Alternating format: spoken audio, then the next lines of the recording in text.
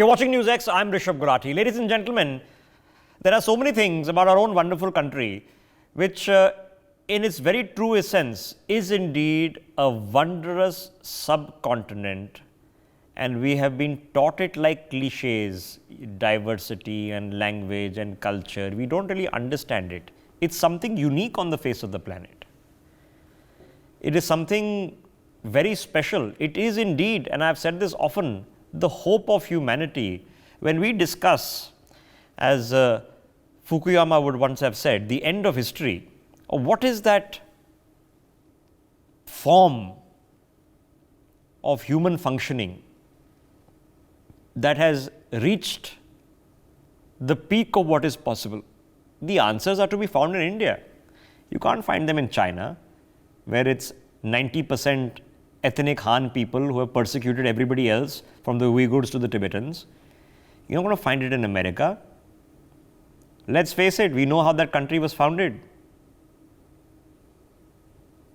On the blood and ruin of a pre-existing people. And in terms of diversity, well, guess what? There are 3 or 4% Muslims, 1 or 2% Hindus. So don't even try. You think of London and New York and you think, look at these diverse cosmopolitan centers. They aren't really. These are countries with homogeneous populations. Now, because we don't really understand our own history so well, because it's been muddied by so many unhelpful, perhaps motivated filters for centuries, an effort has to be made to get past it.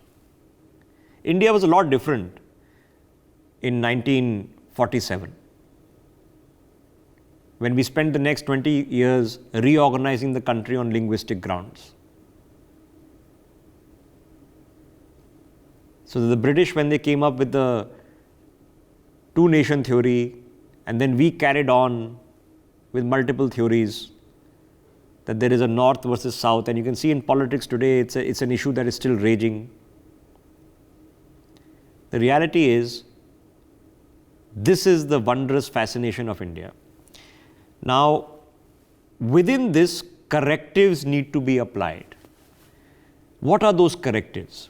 The correctives are that, yes, indeed, because the national capital happens to be here in a place like New Delhi in the north, so a large preponderance of news channels operate. In fact, all the national English channels are primarily operating from the environs in and around New Delhi.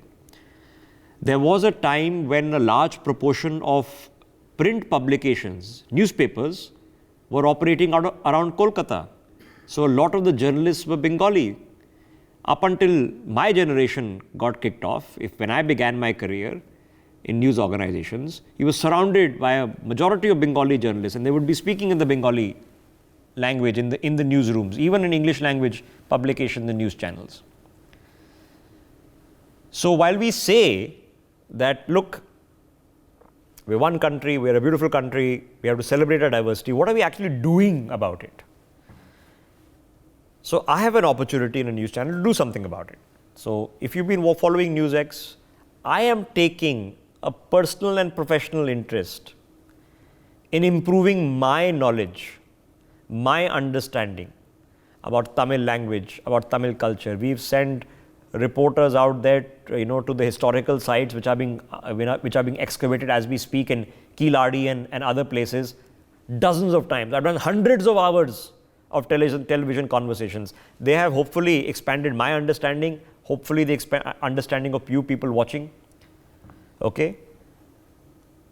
To give people an opportunity to understand what's going on. So it's about the effort that is being made. As we speak, and the visual that you're watching on your screens, ladies and gentlemen, a Tamil Sangamam is being organized in Kashi for the second time this year. And it's not a coincidence that it's the Prime Minister's constituency. It's not a coincidence that it's one of the oldest cities of the north. It's not a coincidence that it's a city going through a cultural renaissance that wants to share in the rich cultural history that is represented by Tamil art, Tamil culture, Tamil poetry, Tamil literature. These are not coincidences. You're seeing a big buzz these days, that is the southern film industry that is rocking it and coming up with the biggest film stars that we all recognize, not so much Bombay anymore. That's an excellent balancing happening organically. But sometimes inorganically, you need to make an effort to appreciate this. You saw that Tamil Sengol, which was carried with Tamil seers presiding over the inauguration of Parliament. Now you're seeing this happen. These are not coincidences, these are happy patterns of effort that are being put. And these happy patterns of effort need to go beyond politics, need to go beyond next elections. They are to provide the healing touch which outsiders have imposed upon us. I don't know, okay, about the Aryan invasion theory, whether it's true or not. That's what we were taught, that there is a North India which is of a peoples and the South India is of a different peoples. What I do know is that I can travel within my own country and experience all sorts of language, food, culture, traditions, temples, tourist spots, and we can be within one country, and I can travel to the West where people talk Punjabi, watch the same movies, listen to the same songs, and those are two different countries. That's what I know. Okay? So I'm happy to see this happening. Let's open up this conversation on the broadcast to just put things in perspective. P.K.D. Nambiar is with us. Uma Anandan joining us on the broadcast. Rajalakshmi Joshi will be joining us very, very shortly. Uma ji, let me begin with you. Because you've sat through the telecasts with us, where we've been discussing Tamil language, Tamil culture, Tamil history, Tamil glory. We've sat with you innumerable times. Now I'm sure you're watching that not for the first but the second time this Tamil Sangamam is being organized in Kashi. It's celebrating Tamil poets, Tamil stories, Tamil literature. How important is it that these things are done, ma'am? See, definitely it's of great importance, specifically because if you have noticed for the last 70 odd years, the feeling that Tamil Nadu is not part of India. And we have nothing to do with the rest of India. We are an island, a separate unit of our own. This sort of a separatist tendency has been going on for the last 70 odd years, and this has been nurtured by the reigning governments in Tamil Nadu. So I think we must appreciate Prime Minister Modi for doing so much for Tamil Nadu and trying to integrate Tamil Nadu with the rest of India. And Kashi, if you see, even in ancient times, you had Adi Shankara there and you had a lot of Adinams. How will people explain the presence of the Chaudhrys, the Chettiars who have built Chaudhrys there? Every community has built because they all had this feeling that Kashi is the most sacred place for the Hindus. One is supposed to visit Kashi, see Lord Vishwanatha, see Lord Annapurni, see Lord Kasi Annapurni before they grant a snan in Ganga. Is the most sacred thing that a Hindu must do before they see the Visalakshi. If you see, that particular name is very, very common among the Saivite cult in Tamil Nadu. Every second family will have a name for their girl child, Visalakshi. Every man, every second child or third child will carry the name Vishwanatha. Another child, every female child in every 10 families will carry the name Annapurni. All this is part, they wanted us to forget it and they wanted us to bury all this. And if you say again, the poet Bharati from Tamil Nadu, who fought for the freedom struggle, who wrote such fiery poems to install patriotism. If you read Bharati's poems today, and if you're not moved by the nationalist feeling, I think human blood is not flowing in your body. If you know, your Tamilians, I'm telling, so patriotic. But his name has also not come into the limelight purposely by these successive Dravidian governments which buried and which never gave due recognition to Bharati. See, all these facts are being taken into account by the Prime Minister, and now, because even to mention the name Bharati in Tamil Nadu is something, like not to be encouraged at all. Have you ever seen the Tamil Nadu government honoring some honor in the name of the poet Bharati, who spoke about equality for women, who spoke so much about freedom struggle, who spoke so much about the Tamil language, the richness of the Tamil language, who spoke about the ancient kingdoms in Tamil Nadu? But no, they wouldn't like to give him the due recognition. Now we have Prime Minister Modi who's doing all this. Okay, so you're seeing an effort made. So is it specious, ma'am? Is it politically convenient? Should people see it with a color and say, look, the BJP and PM Modi, they are only interested in winning a seat in Tamil Nadu, so they are doing this deliberately. But when you see his visit to Mahabalipuram, when you see him speaking in Tamil, quoting Tamil language authors in his speeches, when you saw that Tamil Sangol coming to parliament with the Tamil seers, when you see this Tamil Sangamam, both here, there's another one that's happened in the interim in Ahmedabad as well. In the past 6 months, this is the third Tamil Sangamam which is being organized. So when you see this, is it a good thing or is it politically spurious, ma'am? See, please understand, playing to the gallery could be the characteristics of these Dravidian governments. It has never been so with the Prime Minister Modi. Why should he give this thing to Tamil Nadu? Is it, or his schemes, he wants to be inclusive. He knows fully well that DNA of Tamil Nadu has gone astray. That is why he is trying to bring the people who have gone astray into the national fold. What is wrong in being nationalist about it? What is wrong if you cannot appreciate the goodness that this Prime Minister is doing? See, the Dravidian group, they speak so much about the superiority of Tamil language. What have they done? Instead, they celebrate E.V. Ramasamy, who said that this Tamil language is dirt in a silver plate.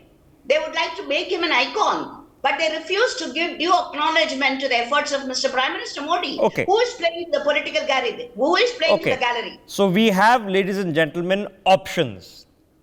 It's called choices. We have choices on the path that we take forward. And these are choices that have to be exercised by many of us, if not all of us. And those choices will define us 30 years from now. I have a choice.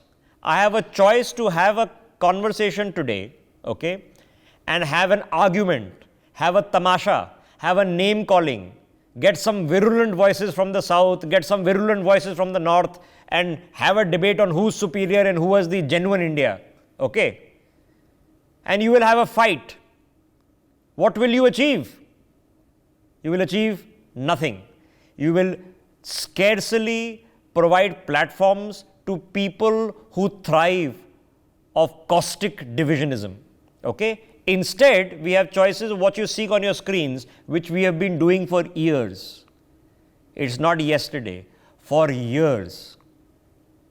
On Tamil temples, on Tamil archaeological sites, on documentaries, Tamil maritime traditions, Tamil, the spaceport that is being built in Tuticorin, hundreds and hundreds. In fact, what you're watching on your screens, Uma Anandan is sitting live with us. You've just seen previous screenshots of her sitting with us before, discussing all sorts of Tamil topics. So this hasn't been born yesterday.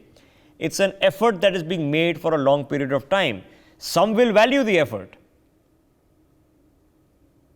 So this is about choices. I, as an editor of a news channel, have a choice to reject divisionism and the new kind of two-nation theory which we are seeing replacing the British version, okay.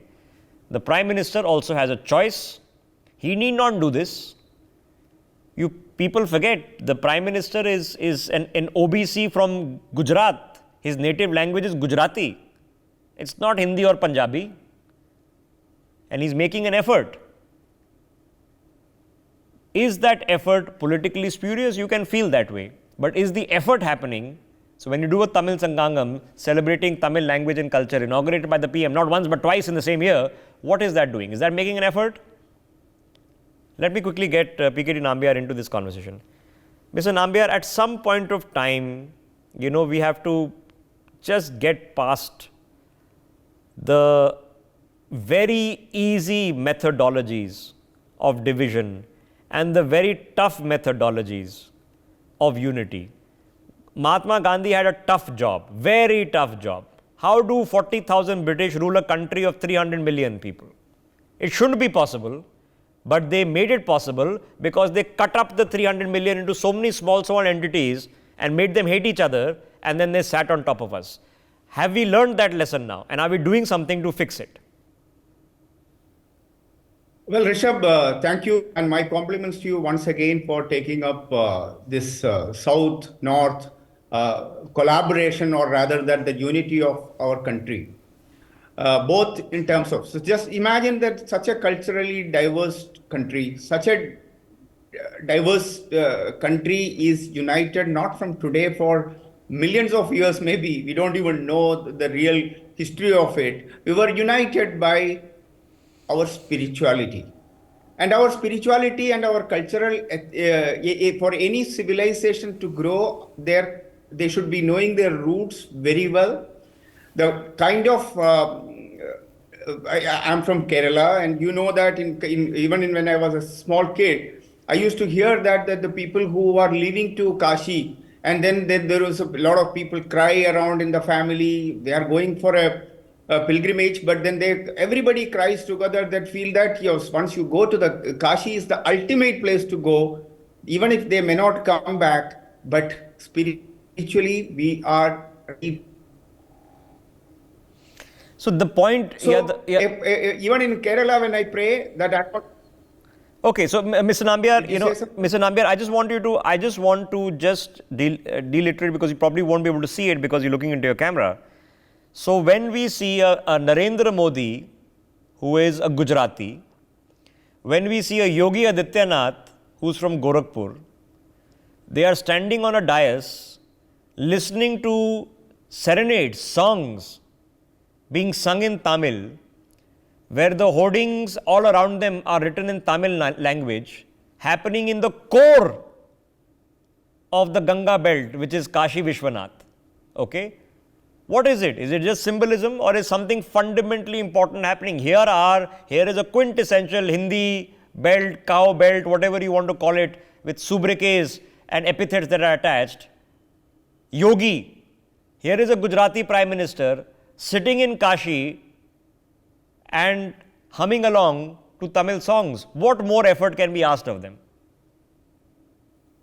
We don't expect, if you really ask me, there is one word you used, that the cultural renaissance. The cultural renaissance from the last 9.5 years, Mr. Modi has put in, whether it is to connect between Kashi and the Tamil Sangamam, or even in many other efforts, whether it is in Kedarnath, whether it is in Rameshwaram, whether it is in the Ujjain, Mahakal, all these places, at least an effort of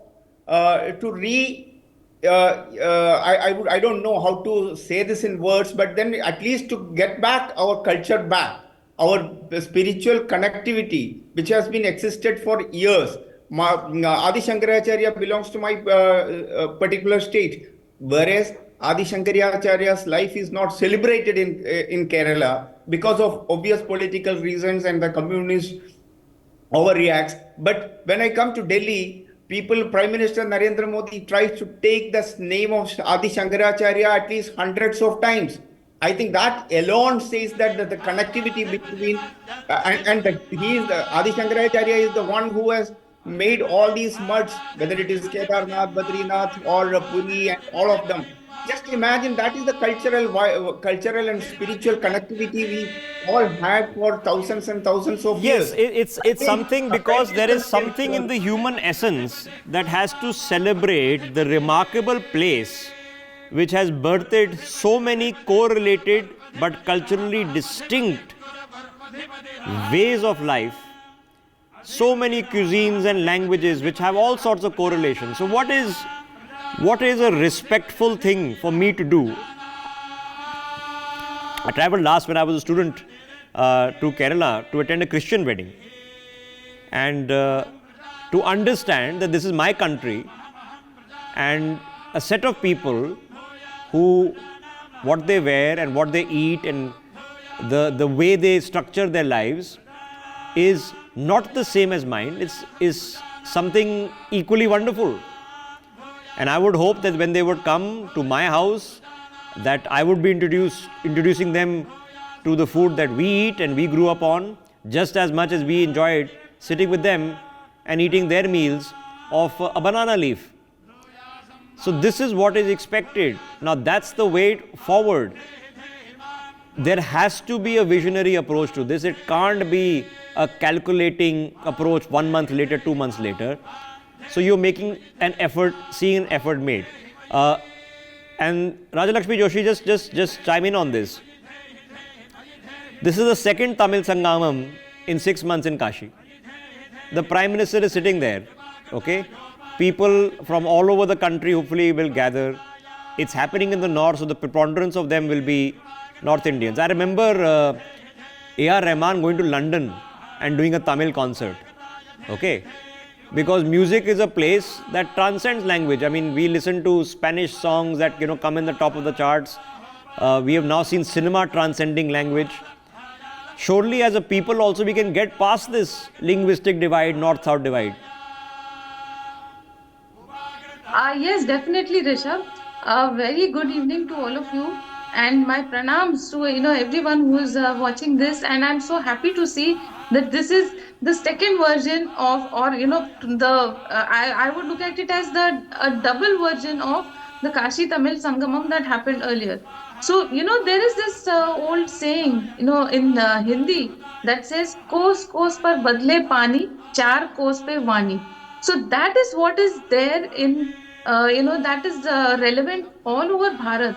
So for those who don't understand what I'm saying, it means that at every 3 kilometers there is a change in the taste of water, and every 12 kilometers apparently there is a little difference in the accent, in the way in which a language is spoken. So even within whatever language somebody is speaking, you have so many different accents. So that is a kind of variety that you have, especially in Bharat. So there is a little difference when you look at it in the south and in the languages and in the north.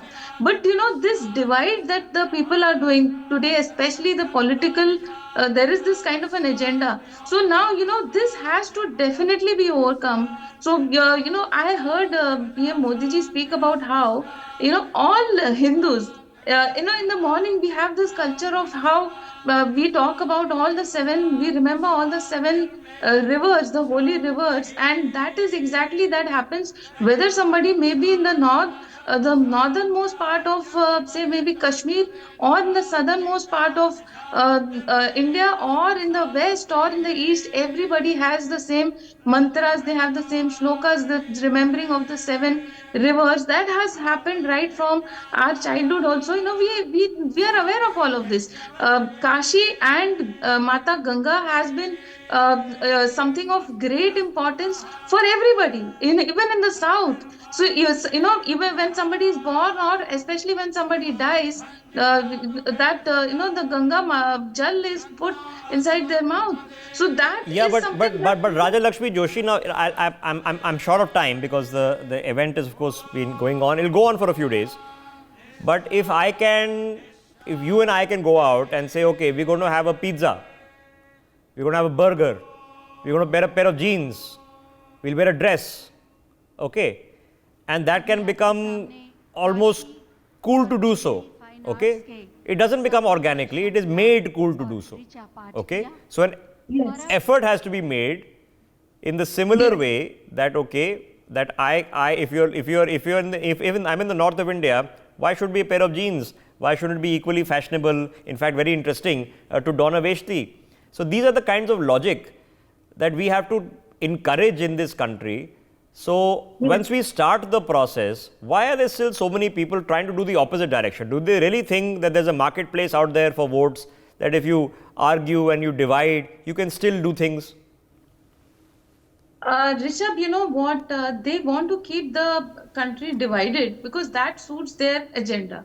So that is why, when say maybe, and also they don't want to lose these colonial mental shackles. See, when BHU introduced this thing of where, you know, for a convocation, you instead of wearing the black gowns, the students were wearing. They had a dress code of wearing Indian dresses. They had this veshti. So then at that time there was so much of a there was so much of a uproar about how the people are regressive, etc., etc. So they have in their minds this thing about how an Indian dress is regressive, and they think that this thing about wearing the black gown is progressive. So in their heads they are thinking that they are progressive when they talk about Western rituals, when they talk about all these kind of customs, and they have this tag in their heads that says that there is this there is this distinction between the progressive and the regressive. So anything Bharatiya is regressive. So similarly, they have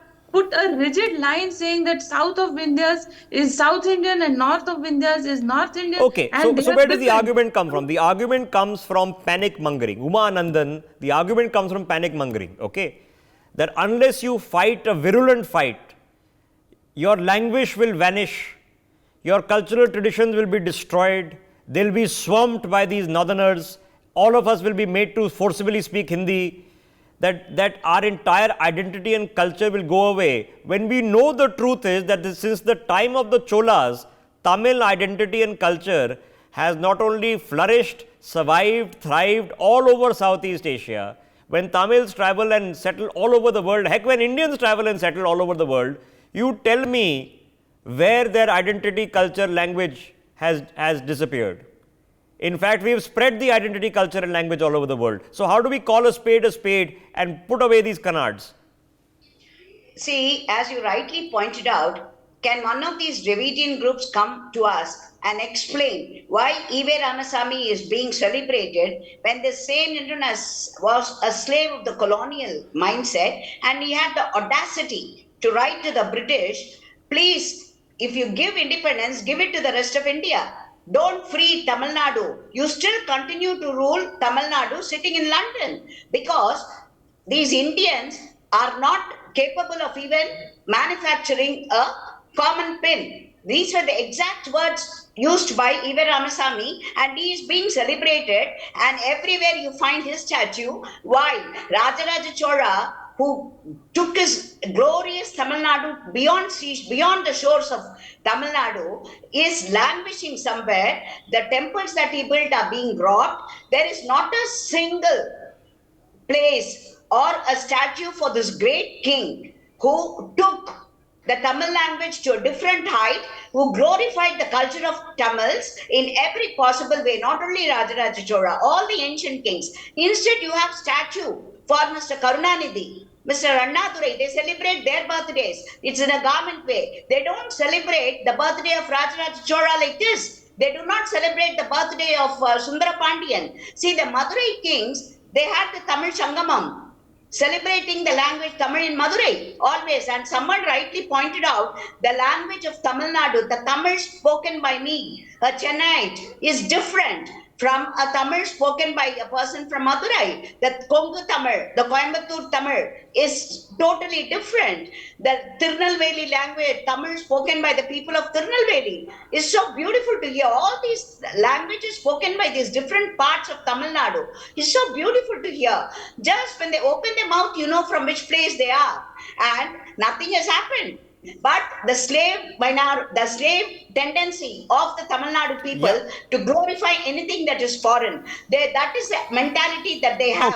Okay, all right. Okay, so here we are, ladies and gentlemen. I want you to absorb this. Piketty, my last thoughts to you. Okay, how do we now break finally the hope, which is an existential crisis for some people in this country? And the reason it's an existential crisis is because if your entire professional, political life, history and legacy is based upon identity, you are afraid that when identity transcends, you've got nothing left. What do we do with these people? Oh, well, we don't have to do anything with those people. They will automatically go off from this earth. The reason being, if you really look at it from the last 9.5 years, as you said, the cultural renaissance, Hindu awakening is taking place all across the country in the interest of, as I say, that whenever a Hindu awakening happens, it will be in the interest of the nation. It will be in the interest of every citizens of this country. And Narendra Modi is leading it from the front. He is not going to wear a skull cap and just to show that I am secular. A Hindu is always a secular, and Hindu renaissance is something which were not been promoted by the Congress governments or even any other governments. The Dravidian parties, we all know that how they are atheist. They wanted to have the Sanatan Dharma to be eradicated. That is the kind of mindset such people are there. But they will be rejected by the people eventually. You are seeing, even in Telangana, in the recent election results, wherein the regional parties, they were riding on this, the regional pride, is slowly, politically, they will be away. And the regional pride will always. So here's the remain. bottom line, ladies and gentlemen, okay? The chances of the Bharatiya Janata Party in the next 5 months winning a seat in Tamil Nadu are very, very poor. Perhaps zero. Do you think the leaders of the Bharatiya Janata Party, including PM Modi, don't know that? They won 0 last time. So at least a small portion of what is happening, give credit that it is happening because it is for the good of the country. Not because they feel that if I do a Tamil Sangamam in Kashi, I will 10 more votes in Tamil Nadu. If I reverse it, can you imagine M.K. Stalin organizing a Hindi festival in Chennai and attending it and singing along to the Hindi tunes? Can you imagine it? You can't. So just imagine what is going on here.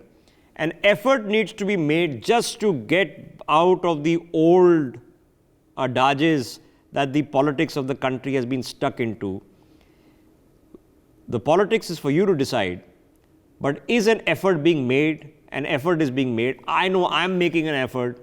Happy to see that is happening at a national level. Very happy to see this being organized. This builds the momentum for a lot of other things to take place, so we can just get past it. We have an overarching identity of our oneness and what it means to be the hope of the world. And Tamil culture, the history of this country that is preserved in the south of India, because in the north it was destroyed, that's our cultural history. The best and oldest temples in India are in the south. So that's my cultural history. And that's equally emotive, emotional for me as it should be for anyone. And that's why we need to make an effort. Let's hope the effort keeps getting made. I thank my guests. For more such videos, subscribe to the NewsX YouTube channel, hit the bell icon.